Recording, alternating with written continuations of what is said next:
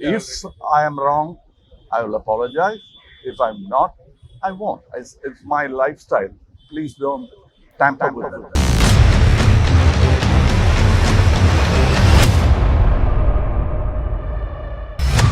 ಉಗಿದ್ರು ಬುದ್ಧಿ ಕಲಿಯದ ಕಮಲ್ ಹಾಸನ್. ಕನ್ನಡಿಗರಿಗೆ ಕ್ಷಮ ಕೇಳದೆ ಮೊಂಡುತನ. ಶಿವಣ್ಣ ಮಾತ್ರ ಸಮರ್ಥನೆ, ಉಳಿದವರು ಕೆಂಡ. ಕನ್ನಡಿಗರ ಸ್ವಾಭಿಮಾನಕ್ಕೆ ಕೈ ಹಾಕಿದ ನಟ ಕಮಲ್ ಹಾಸನ್ಗೆ ಎಷ್ಟೇ ಉಗಿದ್ರು ಚೀಮಾರಿ ಹಾಕಿದ್ರೂ ಬುದ್ಧಿ ಕಲಿಯುತ್ತಿಲ್ಲ. ಕನ್ನಡಿಗರ ಆಕ್ರೋಶಕ್ಕೆ ಕ್ಯಾರೆ ಅಂತಿಲ್ಲ. ಅಸಂಬದ್ಧ ಹೇಳಿಕೆ ನೀಡಿ ಕನ್ನಡಿಗರಿಂದ ಚೀಮಾರಿಗೆ ಒಳಗಾಗಿರುವ ಕಮಲ್ ಹಾಸನ್ ರಾಜ್ಯದ ಜನತೆಯ ಕ್ಷಮೆ ಕೇಳದೆ ತಾವು ನೀಡಿದ ಹೇಳಿಕೆಯ ಸಮರ್ಥನೆಗಿಳಿದಿದ್ದಾರೆ. ಈ ಮೂಲಕ ಮೊಂಡುತನ ಪ್ರದರ್ಶಿಸಿದ್ದಾರೆ. ನಾನೇಕೆ ಕ್ಷಮೆ ಕೇಳಬೇಕು? ತಪ್ಪು ಮಾಡಿದರೆ ಕ್ಷಮೆ ಕೇಳಬಹುದು, ನಾನು ಕೇಳಲ್ಲ, ಇದು ನನ್ನ ಸ್ಟೈಲ್ ಅನ್ನೋ ಮೂಲಕ ಕನ್ನಡಿಗರನ್ನು ಮತ್ತಷ್ಟು ಕೆರಳಿಸಿದ್ದಾರೆ. ನನ್ನ ಸಿನಿಮಾ ಬ್ಯಾನ್ ಮಾಡ್ತೀರಾ? ಡೋಂಟ್ ಕೇರ್ ಅಂದಿದ್ದಾರೆ. ಎಷ್ಟೇ ಆದರೂ ಬೆಳೆದಿರೋ ನಟ ಅಲ್ವಾ, ಹೊಟ್ಟೆ ತುಂಬಿದವರು, ಹಸಿವು ಇಲ್ಲದವರು, ಇಂತಹವರಿಗೆ ಸರಿಯಾದ ಪಾಠ ಕಲಿಸುವ ಅಗತ್ಯ ಇದೆ.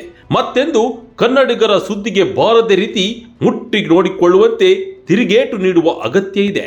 ಸದ್ಯ ಕಮಲ್ ಹಾಸನ್ ಹೇಳಿಕೆಗೆ ಇಡೀ ರಾಜ್ಯಾದ್ಯಂತ ಆಕ್ರೋಶ ನುಡಿಗಳು ಕೇಳಿ ಬರ್ತಿದೆ.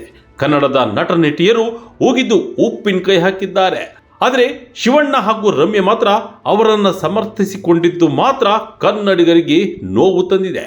ಶಿವಣ್ಣ ವಿರುದ್ಧವೂ ಕೆಲವರು ಅಸಮಾಧಾನ ಹೊರಹಾಕಿದ್ದಾರೆ. ಹೌದು, ನನ್ನದು ತಪ್ಪಾಗಿದೆ ಎಂದು ಕ್ಷಮೆ ಕೇಳಿದರೆ ಇಷ್ಟೊಂದು ರಾಮಾಯಣ ಆಗ್ತಾ ಇರಲಿಲ್ಲ. ಇಷ್ಟೆಲ್ಲ ಆಕ್ರೋಶ ಎದ್ದಿದ್ರು ಕೂಡ ಕ್ಷಮೆ ಕೇಳದೆ ಮೊಂಡುತನ ಪ್ರದರ್ಶನ ಮಾಡಿದ್ದು ಕನ್ನಡಿಗರಿಗೆ ಮತ್ತಷ್ಟು ಸಿಟ್ಟು ತರಿಸಿದೆ. ರಾಜ್ಯಾದ್ಯಂತ ಪ್ರತಿಭಟನೆ ಶುರುವಾಗಿದೆ. ಸಿನಿಮಾ ಬ್ಯಾನ್ಗೆ ಮುಂದಾಗಿದ್ದಾರೆ. ಈ ಮಧ್ಯೆ ಕೆಲವು ನಟ ನಟಿಯರು ಕಮಲ್ ಹಾಸನ್ಗೆ ತರಾಟೆಗೆ ತೆಗೆದುಕೊಂಡಿದ್ದಾರೆ. ರಚಿತಾ ರಾಮ್, ನಟ ಜಗ್ಗೇಶ್, ವಶಿಷ್ಠ ಸಿಂಹ, ಶಾಸಕ ರವಿಗಣಿಗ, ಹಿರಿಯ ನಟರು ಬೈದಿದ್ದಾರೆ. ಕನ್ನಡ ಕರ್ನಾಟಕ ಅಂತ ಬಂದರೆ ಪ್ರತಿಯೊಬ್ಬ ಕನ್ನಡಿಗನಿಗೂ ಅದೊಂದು ಭಾವನೆ. ನಮ್ಮ ಕನ್ನಡದ ಬಗ್ಗೆ ಯಾರಾದರೂ ಟೀಕೆ ಮಾಡಿದರೆ ಸುಮ್ಮನೆ ಕೂರಲು ಆಗಲ್ಲ ಎಂದು ರಚಿತಾ ರಾಮ್ ಕುಟುಕಿದ್ದಾರೆ. ಭಾಷೆ ಎಂಬುದು ತಾಯಿ ಸಮಾನ. ನನ್ನ ತಾಯಿ ದೊಡ್ಡವರು, ನಿಮ್ಮ ತಾಯಿ ಚಿಕ್ಕವರು ಎನ್ನುವುದು ತಪ್ಪು. ಅವರವರಿಗೆ ಅವರವರ ತಾಯಿ ದೊಡ್ಡವರು. ಕ್ಷಮೆ ಕೇಳುವುದಿಲ್ಲ ಎನ್ನುವುದಕ್ಕೆ ಕನ್ನಡಿಗರಾದ ನಾವು ಅವರಿಗೆ ಸರಿಯಾದ ಅರ್ಥ ಮಾಡಿಸಬೇಕು ಎಂದು ವಶಿಷ್ಠ ಸಿಂಹ ಕಿಡಿಕಾರಿದ್ದಾರೆ. ಕನ್ನಡ ಭಾಷೆ ಕುರಿತು ಕಮಲ್ ಹಾಸನ್ ಹೇಳಿಕೆ ನೀಡುವಾಗ ಅಲ್ಲೇ ಇದ್ದ ಹಿರಿಯ ನಟ ಶಿವರಾಜ್ ಕುಮಾರ್ ಖಂಡಿಸಬೇಕಿತ್ತು. ಈಗ ರಕ್ಷಣೆ ಮಾಡುತ್ತಿರುವುದು ಸರಿಯಲ್ಲ. ಸ್ನೇಹ ಇದ್ದರೆ ಮನೆಗೆ ಕರೆದು ಊಟ ಹಾಕಿಸಿ. ಆದರೆ ಕನ್ನಡದ ಅನ್ನ ತಿನ್ನೋ ನಟ ನೀವು.